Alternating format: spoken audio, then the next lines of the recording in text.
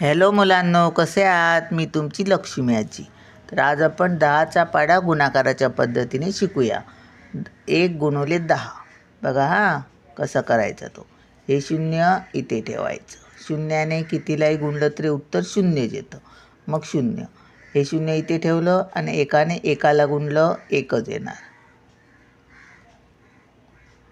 आता हे बघा, हे शून्य इथे ठेवायचं. एकाने दोनाला, एकाने कुठच्याही संख्येला गुणलं तरी तेवढीच संख्या येते. एकाने 2ला गुणलं 2 आले, बरोबर. हे शून्य, एकाने 3ला गुणलं 3 आले. आता हे शून्य लिहूया.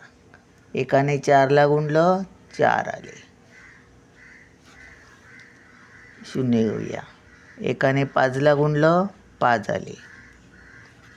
एकाने, हे शून्य ठेवलं. एकाने 6ला गुणलं 6 आले. हे शून्य. एकाने 7ला गुणलं 7 आले. पुन्हा हे शून्य ठेवूया. एकाने 8ला गुणलं 8 येणार. हे शून्य ठेवूया इकडे, बरोबर. एकाने 9ला गुणलं 9 येणार. शून्य ठेवूया.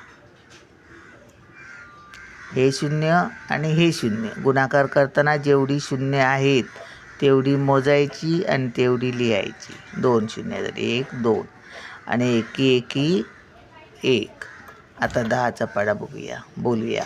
10 एके 10, 10 दुने 20, 10 त्रिक 30, 10 चौक 40, 10 पंचे 50, 10 संग 60, 10 साती 70, 10 आठ 80, 10 नवे 90, 10 दहा 100.